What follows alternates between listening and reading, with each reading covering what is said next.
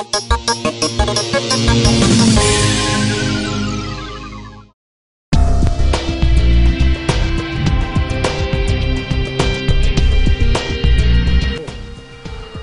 everybody, I don't know if you've heard the news that broke today, but Marvel Comics is being bought out by, who was it again? Right, Disney. Now the first thing that happens when anybody hears this noise is they freak out. Oh my gosh! There's going to be Mickey Mouse and Wolverine in the same comic book, and they won't be allowed to kill anybody anymore because it's owned by Disney! Chill out, guys. Seriously. This means you. Now, think for a minute. If Marvel was in dire straits right now, if they were dying off, and Disney was swooping in to grab their copyrights and trademarks, then you might have cause to be a little alarmed. But Marvel's hot right now. They finally figured out how to make movies that aren't Roger Corman's Fantastic Four. Their movie division is hot. Their trade paperback department is hot. Dark Reign, Civil War, Secret Invasion, all of these help to sell a lot of books.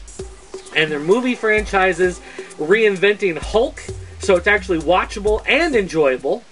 Punisher Warzone on a small enough budget that it recoups its costs almost immediately.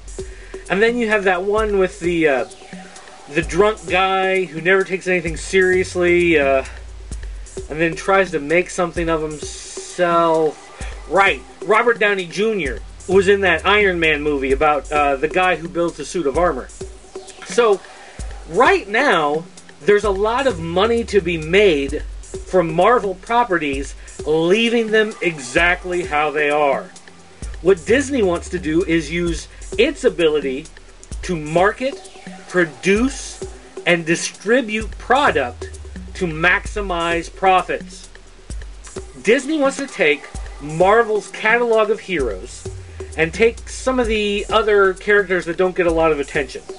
Maybe Guardians of the Galaxy, maybe Nova, maybe some of these guys that sell mediocre books here and there, guys like Hercules who just don't jack up a lot of sales numbers but are well-respected characters, and turn them into home video franchises.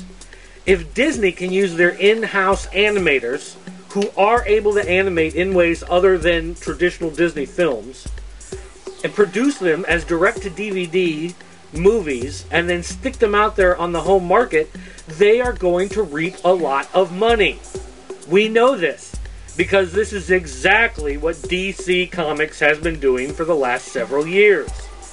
As Marvel learned how to do their movies right, DC has been focused on home video. And now that they got home video, they've started doing their movies right.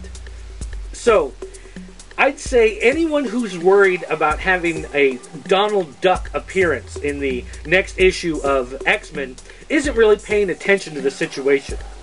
Besides that, let's forget for a minute that Disney makes stuff like Mickey Mouse animated cartoons, and remember that Disney is a huge media empire. They have their fingers in everything from ABC Network to ESPN. And if you can think for just a moment about Miramax Films, that's a division of Disney.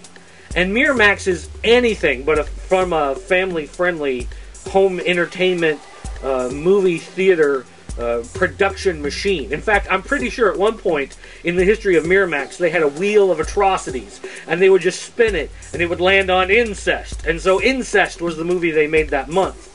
So don't think that Disney is going to homogenize and childize, if that's a word, I'm not sure, everything at Marvel Comics and Marvel Entertainment. They want to leave Marvel as it is. They've said the CEO will stay there to keep an eye on things. They want to leave Marvel as it is and just find a way to make more money off of it. And unless you work at DC, this is great news for everybody out there. Now, if you do work at DC,